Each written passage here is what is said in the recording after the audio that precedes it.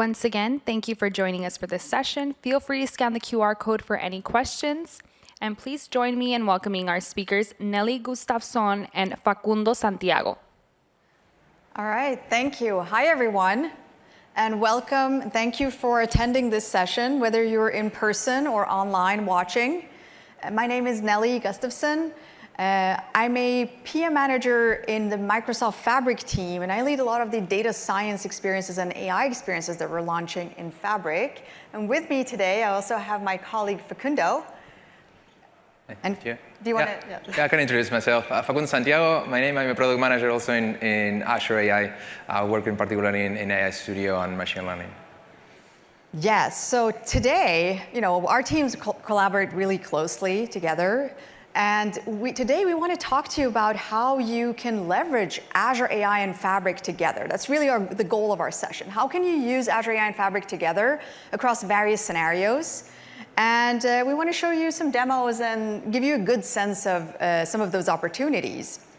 But before we do that, let's talk a bit about Gen AI investments. AI is a hot topic today, and I hope you're not tired of it. I know you've heard a lot about AI. But let's actually talk about some numbers, because what do we actually know about the return of investment of Gen AI today? I'm sure that many of you in your organizations are either working on Gen AI projects or know of projects within your organizations that have started within the past year, right? And a recent IDC study actually showed that for every $1 invested in Gen AI, we can actually say that we have numbers showing that you actually get $3.5 back in return of investment for each investment, which kind of makes sense if you see how many projects and how much hype there is around this, right? So it's more than a hype, I would say. This kind of shows that it's actually showing value relatively quickly, because within 14 months, that's roughly when organizations start seeing that return of investment, which is pretty quick, honestly. So that was interesting to share. I think these numbers are interesting. But let's talk a little bit more about, okay, so organizations are investing, Microsoft is investing, right? We're building Copilots, and we're building all of these different experiences to be able to customize Copilots, build with Gen AI, build your own custom solutions. But when we look at our own customer base, what are the types of investments that we are seeing when it comes to Gen AI, right? So this is an overview of some categories where we see patterns where our customers are essentially implementing and building out solutions in these categories. I would say these are probably the top categories that we're seeing. So number one, starting with productivity, I mean, you all have heard about copilots and assistants, and that's really what this is about boosting productivity. So hopefully nothing strange. That kind of makes sense, right, with AI. But other patterns we're seeing is also around cost saving and efficiency. So for example, tasks that are where you're able to automate them, kind of mundane tasks where you want your human resources, human capital, to focus on things that are adding value, and want to kind of get rid of some of these mundane tasks and get more value from your own people and have them work on those type of tasks. That's definitely efficiencies. That's another category we're seeing. And last but not least, also when it comes to cybersecurity. So for example, when it comes to the investments on productivity, we're working, KPMG is one of the customers who are building an AI assistants and are actually seeing that a boost in productivity. And I love starting to see these productivity gain numbers. And they actually shared with us that they could improve their search quality thanks to AI, and shared some numbers with us how they could do that. I think you've also seen some numbers around generally productivity boosting experiences like Copilots and the percentages of increased productivity by using these AI assistants to complete tasks. So that's one thing. Mercy is another customer who've been using Azure AI to be able to introduce cost saving. And one of the interesting things with Mercy is actually that they managed to reduce thousands of days when it comes to their hospital stays, thanks to leveraging AI insights in order to optimize their existing processes, which is another very interesting use case. And then when it comes to cybersecurity, we work closely with PwC. It's one of the partners that we work with across Fabric and Azure AI, and that's yet another example of how you can leverage Gen AI and, for example, Copilot in order to introduce more higher safety standards, reinforce client data sovereignty, and basically focus AI more on the security and safety, and actually leverage AI to enhancing some of those processes is another example. All right, so this is all great, right? There's a bunch of use cases. These were some of the top categories that we wanted to call out. But what does it take to implement your own custom Gen AI solutions, right? Because a lot of you, I'm sure, are building out your own projects, kind of like, what does it really take? Well, if you think about what you need and what we believe is needed, really, and you may have been in the sessions earlier this week when we talked about Fabric and how data really is a fuel for AI, right? And so some of the things that you need when it comes to being successful with your AI projects is definitely to have a defined a data strategy that you're going to work with. How do you get your data ready for AI? That's something that we often talk about in the Fabric team, right? Getting your data AI ready or LLM ready. You need to have a proper way to manage your data state, right? And this is not only about, having a data platform. It's actually about the processes of how the data is collected. How do you manage it? How do you store it? How is it analyzed? Like basically the groundwork for effective work with large language models or small language models, for that matter, any AI models. And that's where Fabric comes in, right? Fabric is a data and analytics platform. It's a unified platform that gives a lot of these capabilities. But then, of course, you need a rich set of AI capabilities as well, right? You need a place to run your AI models. You need a place to fine-tune and customize and provide your AI models with additional context and make the experiences your own, right? And that's where Azure AI really comes in. It's a rich, advanced AI platform. And together, and that's why the two of us are here on stage, together, you can do amazing things. And if we think about, where are we on this journey of Azure AI plus Fabric? Well, Fabric became generally available 6 months ago. And I hope that you heard a lot of the announcements around new capabilities, around real time, around AI capabilities that are native inside of Fabric, a lot of these things. So what we're going to talk about next is really how Azure AI capabilities, such as Azure OpenAI, a lot of these models, are powering many of the AI experiences inside of Fabric, and how you can also leverage the data that you're managing and governing inside of Fabric to easily build custom AI solutions in Azure AI. So we're going to touch on those scenarios. But before I dive into the specific scenarios that we're going to touch on, let's talk about one customer. It's one of our biggest customers that is actually leveraging both Fabric and Azure AI today to build out and drive a digital transformation across their organization. And this is one of our key partners, Accenture. And we've been working with Accenture for a long time throughout the Fabric private previews, et cetera. And it's so interesting, and I love being able to see how these customers are basically building out and applying some of the things that Facundo and I will talk about. The scenarios that we will cover, they've actually been through, right? And they've actually built that out. So what we did is that we looked at customer use cases like Accenture's, and we looked at other customer use cases, and we actually decided to say, hey, let's provide some guidance in general for everyone to be able to understand how you can best use Azure AI and Fabric together and what the different scenarios are. And hopefully, when you kind of see these scenarios, and we're going to show you some of these capabilities in a bit, you can get a good sense of which scenario actually fits your use cases best, right? So that's the whole idea of this. So if we briefly look at these scenarios, we have 3 scenarios. I'm going to cover number 1, and then Facundo is going to cover the other 2. Scenario 1 is really the Fabric-centric scenario, where you're saying that you have tons of data professionals. I'm sure that you all have business users across your organization. They may already be using Power BI. Maybe you're expanding to also introduce Fabric into your organization. And this is really about empowering data professionals to be able to leverage machine learning and AI in a way that can help them to not only enrich data, but get quick insights, to be more productive. There's all these different categories that we've been talking about. So this is really about how Azure AI can power experiences inside of Fabric to give, essentially, provide AI and ML to data professionals and make it easily available. That's really what it is, number 1.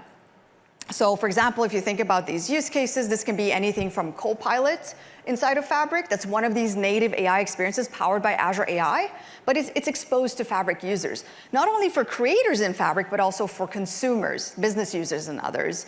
And we also have examples of this for data science experiences. We have a data science workload in Fabric that is also leveraging Azure AI capabilities.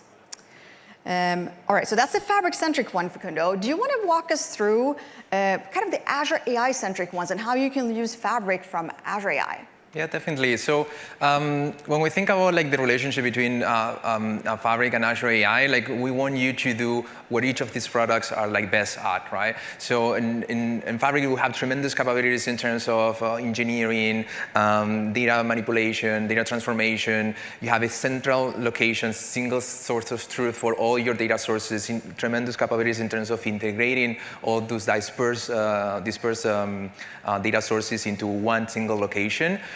Which gives you unique capabilities, right?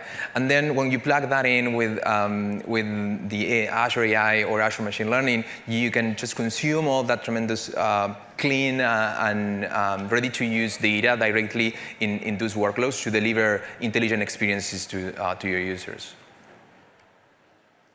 Awesome, thank you, Facundo. I think it's going to be more clear, promise, when we show you some demos. And Facundo actually has some really cool demos planned. I'm not going to hype your demos, but just kind of putting out there. So it's not just slides, we promise, guys. Okay. So with this, so what I'm going to do next is that I'm going to dive deeper into scenario 1, right? We're going to talk about Fabric. So that's what we're going to do next. And then Facundo is going to give you also a view of what does it look like when you're working with scenario 2 or 3, how do you leverage Fabric in Azure AI, and how can you build your own custom AI, Gen AI solutions from Azure AI? All right.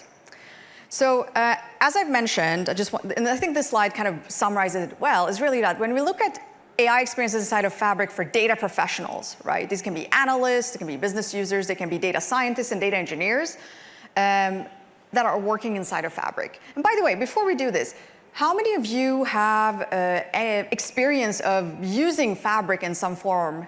Has anyone been hands-on in Fabric yet? Okay, I see a few hands up.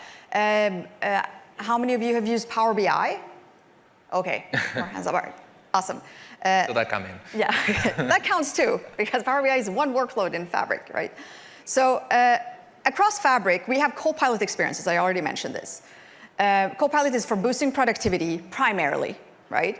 Then Copilot can also be available for end users, like business users. So for example, Copilot in Power BI is available for consumers, which means that business users can ask questions about their data, which leads to AI-driven insights. But this can also be a Copilot experience for data scientists in a notebook in Fabric, asking and exploring their data. So it's really all about those AI-driven insights, and we want them to be available everywhere.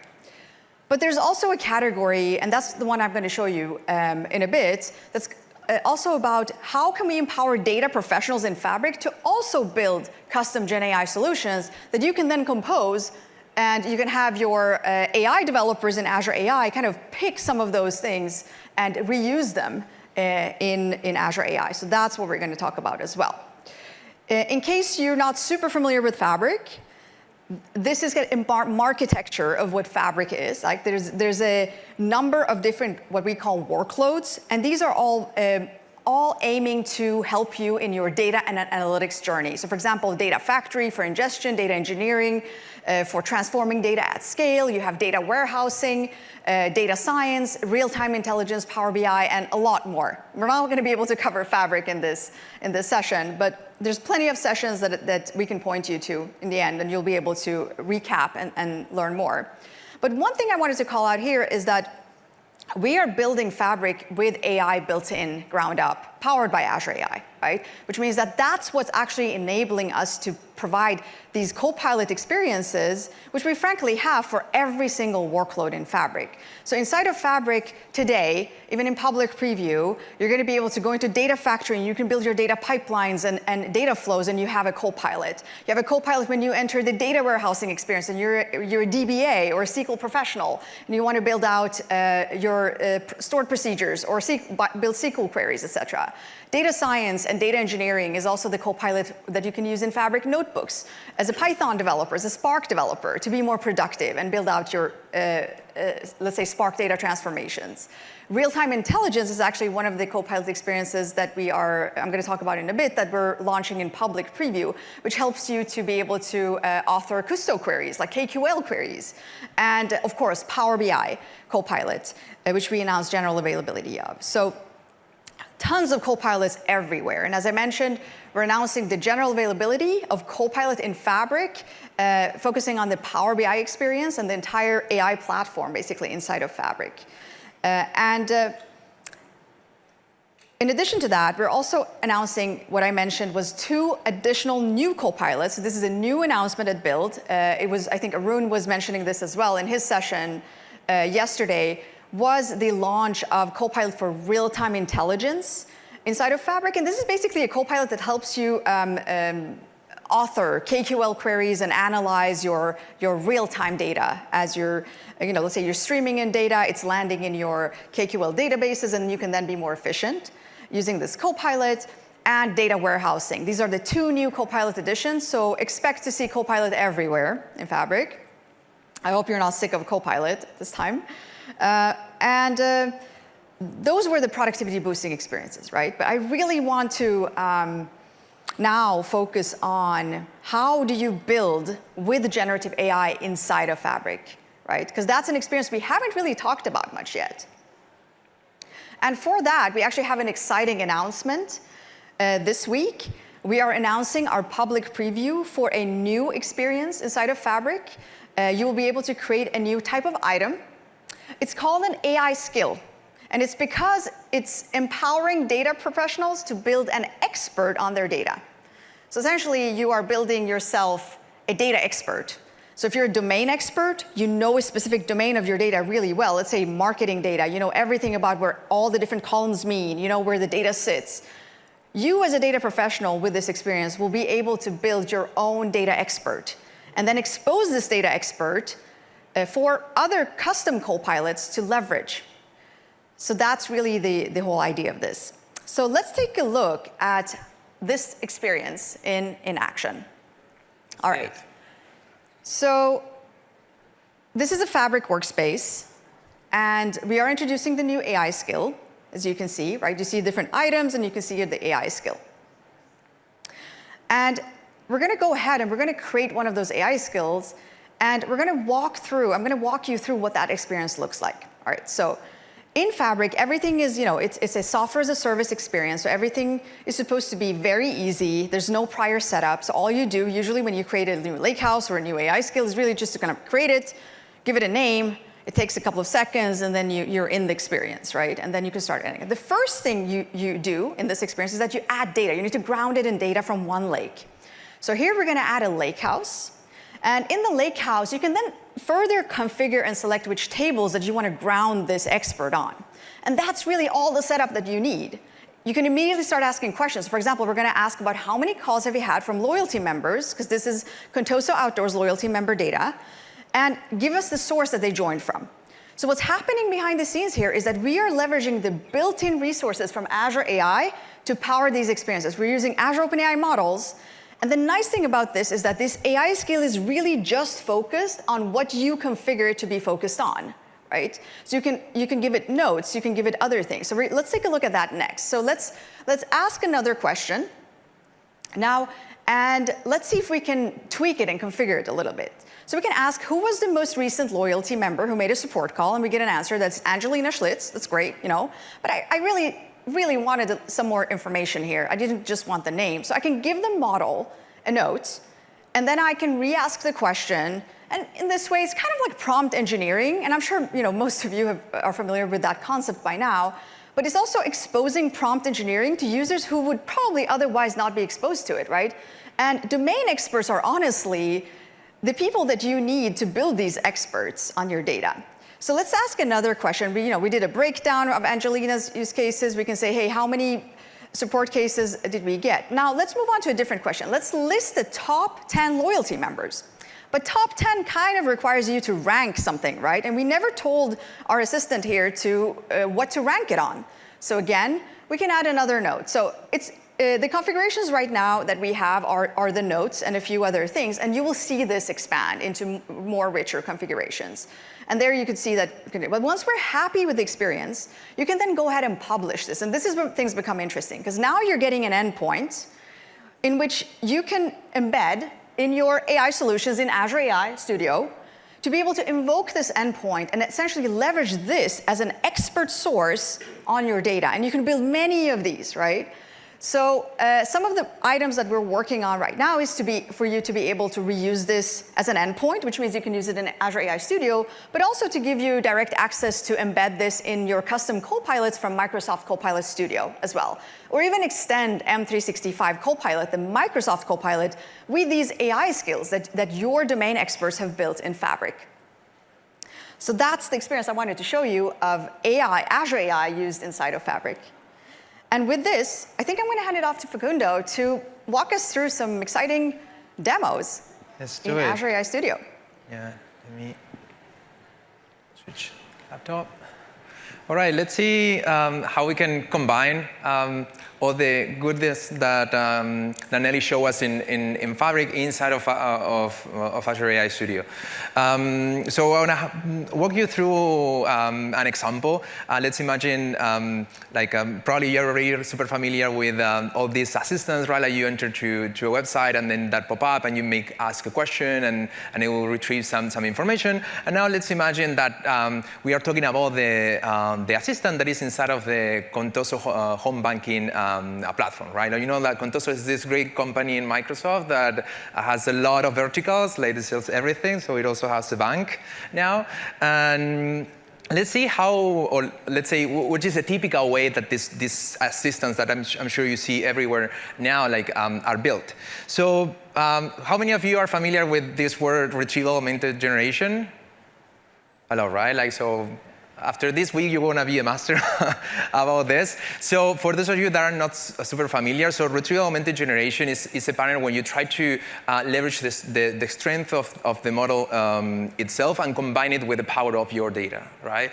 So you want basically to offload all the burden of knowing things. You don't want to rely on the knowledge of the model itself to answer the question, but instead you want to use a large language model to reason about the question, reason about the information that you have, and then generate an answer, right? So we usually say about this that we are grounding the model, right, on data. And this has a lot of good things, which is first, it reduces the chances of the model to make up something or come up with a very new idea about something, and also allow the model to expand the knowledge that it has, right? So you don't have basically a limit now about the knowledge that the model has. So how, let's say, Contoso may implement this pattern when the data is actually in OneLake inside of Fabric?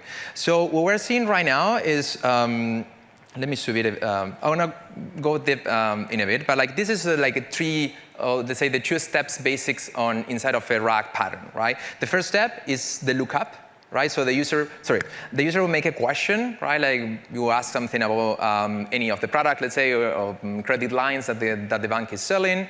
So the next step is going to happen is usually we look for relevant information that may be helpful to answer the user question, right? So this is like the time where we look for context that may be informative to generate an answer. And this is usually run using a vector index. Why? Because like with vector index, something that you can do is like to compare the user question and then try to search in all the space of documents that you have, which one is similar enough to have, or let's say has high chances of have the context that is required to generate an answer for the user, right? And in the demo I want to show you in a minute, this data is going to be in OneLake. And then once you retrieve all those documents that may be relevant, and this is important because it may be 1, 2, 3, or 10. Like you have a limit in the amount of documents that you can retrieve as context because like numbers too little are bad because like you just have little context. You want the model to see, let's say, the question from multiple perspectives. But if you feed with too much information, then like you are putting a lot of pressure on the model to reason about a lot of information and may not come up with a plausible answer, right? And Facundo, one question. OneLake, that's Fabric, right? That's Fabric, yes. It's one of the, so Fabric is built on top of this, this I would say, unique technology that basically allow you to store both structured data and structured data, and also combine different sources, Microsoft data sources, external data sources, even for other clouds. So it's a fantastic way for you to centralize all the information in a single location. And then finally, once you have the context that is relevant for answering the question, then you attempt to generate an answer. And this is like when you need a powerful model, right? Like to grab the context, grab the user question, and make a sense of all those pieces of information to generate an answer that hopefully is what the user is looking for. Right. So let's see how this can be implemented inside of in combining Azure AI Studio with Fabric. So we're here in Fabric, and actually Nelly talked to you about like multiple workloads inside of Fabric. So if you see, I'm here in the data engineering, in the data science workload, and what I have here is a lakehouse, right? And if you see here a lakehouse, we have both structured data and unstructured data all combined, right? For this particular demo, I'm going to focus first on the unstructured data, right, in the files section. So I want you, if you see, I have a lot of folders there with different information. Particularly, we are interested in this home banking folder that has a lot of information about how the home banking works for this Contoso bank. And if you also pay attention, there are like a couple of languages because like Contoso operates in multiple countries, right? So there has also the information that is specific for each of these countries. So how can I bring this data inside of Azure AI Studio to start like building these intelligent applications for your users? So the first thing I'm going to do is going to select the properties of this files folder. I'm going to just grab the URL that I need to get access to this information, right? I'm going to make a copy of this, and then I'm going to switch to AI Studio. So this is the interface of AI Studio, and AI Studio is for those of you that are not familiar with it, is a solution that is designed specifically to generate these intelligent experiences, intelligent applications like copilots by building yourself the experience, right? So you design specifically which information is being retrieved, how it is combined, which prompts are used, which models are used, so you have full control of that. So basically build your own custom copilot. Exactly. It's do yourself, right? So let's see how we can connect Fabric with AI Studio. So for that, I'm going to go to the settings option here on the top. And what I'm going to create is what is called a connection. So a connection allows you to bring external resources from AI Studio inside of the canvas, right? So you can start to compose things. So the one I'm going to use here is Microsoft OneLake. I'm going to select that one. And if you see the thing it's asking is a URL. To grab this OneLake account, and that's all I need. I want to set up the authentication. In this case, I'm going to use my Entra ID, and then just put it a name. So let's put Contoso, Lakehouse,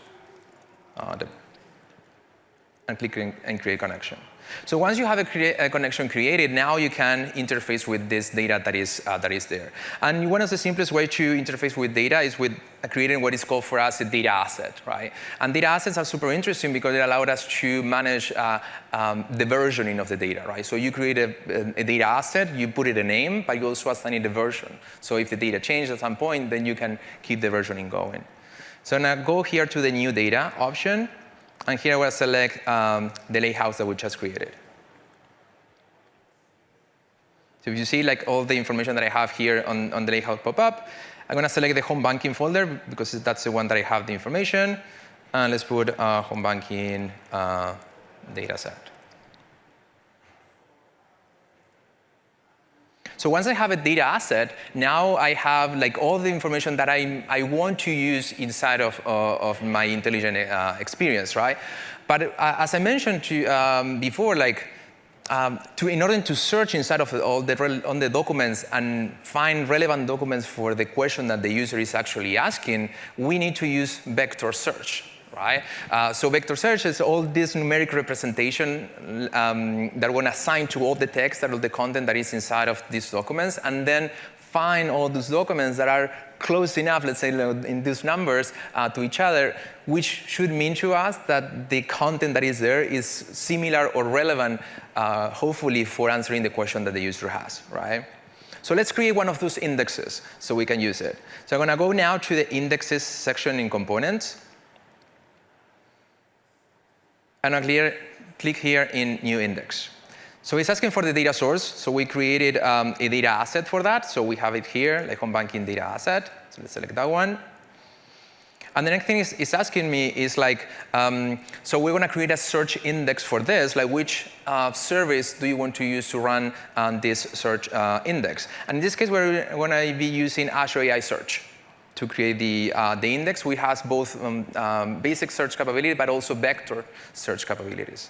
I'm going to put the name, let's see, Contoso banking data index. Hopefully I didn't use this one. Let's put it at 2, just in case. And then the next section is like, so we have text, and we have to transform that to these numeric vectors, right? The operation that you use to transform from text to these numeric vectors is called embeddings. Actually, we don't call it vectors itself, like they are usually called embeddings, which is just a different representation of the data in a numeric format, right? For that, I'm going to use an embedded model from OpenAI in this case, which is going to be good enough for this scenario. And that's all the thing I need to do. Like once I click on create, like what Azure AI is going to do is like index all the data that was in that data asset. It's going to create that vector index for me, and it's going to start like transforming the documents to vectors, so then I can retrieve them later in an experience, right? And Facundo, if my data updates in one lake, you can basically create a new version of an index. Is that how? Yeah, I mean, that's a great question. And actually, I have this index already created, so we don't have to wait for that. So if you see, the index for us is also an asset. It's also an asset that you manage and you control inside of AI Studio. So because of that, like if your data changes, you really want to verify if the new data is messing up with your workflows, if the assistant is behaving in the way that you're expecting. So you really want to control when you release the next version of your assistant, right? So this versioning allows you to actually do those kind of things. So if you see here, like this index is already built, so now it's ready to be used in one of our on our experiences, right? So what I'm going to show you now is how you can build this kind of assistance yourself, right? This copilot of experiences. And what we're seeing right now is a developer tool that we call PromptFlow. So PromptFlow is a visual tool that allows you to create those chat experiences as a sequence of steps. So you design what happens in the first step, what happened in the second step with the user question, and then finally, the output is the answer that you want the system to give to the user, right? So let's see one typical example so you can see how the workflow actually looks like. So in this case, the question that we're seeing is like which type of accounts are available, right? It's a simple question here, and now we can see how PromptFlow would process all these steps with this design. So the first step that I'm highlighting right now is the lookup step. And we mentioned about this one, right? Like, so these should retrieve documents that are relevant to the user question, right? So how this step is configured? So basically, what this step is doing is like going to Azure AI Search. So it's connected to my AI search index that I created. And then like just looking for the content vector that is associated with the content that I have, right? So the output of this step, let's see actually how it looks. It will be something like what you see here. So this is all the things that go behind, like when you see those nice chat experiences, right? So here, for instance, it found like this document that is that's the title. It says like interest rate earning checking accounts, non-interest earning checking account. So there is this document that has relevant information about the different types of account that Contoso has available, right? And once that step is finished, it goes to the next section, which is the generation. And this is probably also the most complicated part of this, right? So here we're configuring a large language model to actually grab the context that we retrieve, grab the user question, and generate an answer. And if you see in this scenario, the prompt I'm creating for the system is like, you're a helpful assistant answering question about Contoso Bank, home banking system. Your only answer question related to Contoso Bank is home banking system or financial topics that are helpful to understand something about Contoso Bank. For any type any other type of conversation, you always mention that you are not able to answer that type of question. To generate the answer, only use the content that was retrieved. Do not make up anything. So we're trying to make sure that the large language model doesn't attempt to use its knowledge to answer the user question. Even if that answer may be true, right? Like, we don't want the system to rely on things that we cannot control at 100%, right? So if you see here what is happening at the bottom, is saying like the context is being injected and the user question is also being injected. And that's what is being sent to the model, right? And if we see the output that this system would generate, nothing crazy here. So there are three main categories of accounts available at Contoso Banking, transaction accounts. So you see it start to explain all these options. So it's using the context that was retrieved to actually generate the answer that we have. So far, nothing fancy. So this has been like a typical RAG that you can find anywhere, and you can build it like with many tools. But what about like getting this experience to the next level, right? And this is when like the features of AI Studio come into play, right? So for instance, like this is the assistant of Contoso Bank, and I'm logged in the home banking, right? So Contoso knows who I am. They know a lot of information about me. And I also said that Contoso operates in different countries, right? So what happens if the type of accounts are not available in all of the countries? So this assistant would just be able to give me general information, and probably I need to start like doing follow-up questions, saying like, oh, but like I cannot find that option in the website. What's going on? I was like, oh, maybe you're in a different country. So you know, I had to develop this chat experience in order to get the accurate information. So how can I make this actually better? So I'm going to show you here is an advanced, or let's say an enhanced version of the same flow. And let's look how this information goes now, right?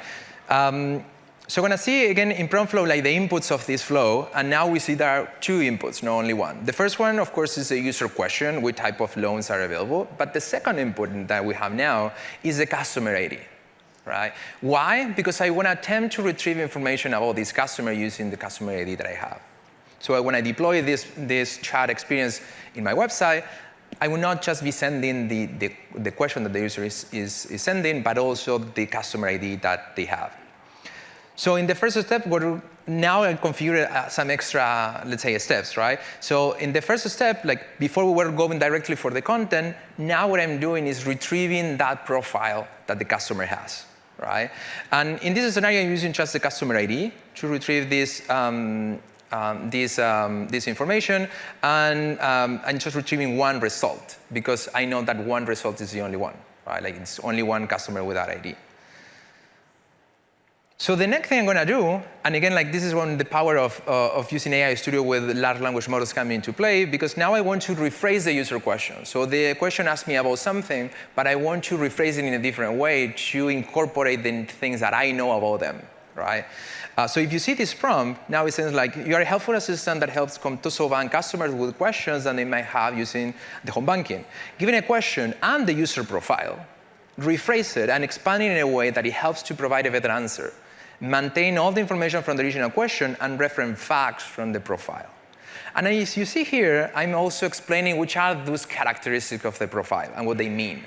So the surname, the credit score, we have the geography, the gender, age, turnover, balance, and also mentioning some of the properties that I don't want the model to use, right? So that you mark them as confidential in this prompt. And also at the end, I'm giving like a couple of examples. Like, so if the user asks like which is the requirement for opening an account, and we have that the profile that it says, that then it has to be rephrased to something like for a 65 years old customer in Spain, which are the requirements for blah, blah, blah. Right? So we expand a bit the question. Why? Because I want to have higher chances of success of retrieving the right document from that document store that we just saw. And once I have that rephrase, it's the typical pattern that we just saw before. Just retrieve documents that are relevant, and generate an answer, and try to give that answer to the user, right? Now the big question is like, does it work better? Like, is this workflow actually something useful? So for that, like some of the tools that we have built inside of AI Studio is like to help you also in making those decisions. And for that, we have the option to evaluate a prompt flow. This evaluation experience will allow you to try to measure how good or bad is the thing that you're designing. And for that, it's very important, like each time you're evaluating these kind of experiences, it's really important for you to have these 4 things in your mind, right? Like, so which is the question, which is the context that you retrieve to answering that question, which is the answer that your model generated, and finally, which is the good answer, which may be hard to find out, right? So the relationship that exists between the context and the question is what we call the retrieval score, right? So you want to retrieve documents that are relevant for the question that you have. The second is the answer, the groundness, which is like you have some context, you generate an answer, how good, how related is the answer with the original context that you have. So you want that to be as high as possible because you don't want it to hallucinate. And then you have the relevance, which is the relationship between the answer and the question. So you want the answer to be on point. So for that, like to measure how good or bad it is, like I have this evaluation already completed, so you can see the results. And basically here you can see that the groundness, the retrieval score, and the relevance for the 2 options, right? So you see at the left the simple, and at the right the enhanced version, and you see that the relevance score now it went up like almost by a point. Right? So now you can measure actually that this is very important. Yeah, I think it's we're good with this example. All right. Then we'll go back to the deck. All right. This one is good. Yeah. All right. So what Facundo showed you was also that you saw how you could retrieve data, right? And that was actually a great example. But imagine that one of those retrieval steps was actually from a structured table, right? And for that, building an AI skill, and in the future, once we've exposed all of the pieces that are needed, you'll actually be able to embed the AI skill inside of that prompt flow as one of those retrieval tools, I guess. Yeah. Right. All right. Thank you, Facundo. So with this, I think we wanted to wrap up the session. And hopefully this gave you a good idea of how you could use AI inside of Fabric to build custom Gen AI experiences on top of structured data today that we showed you, and also some of the more advanced ways of building out your own custom Copilot, which is really rich, I have to say, that experience.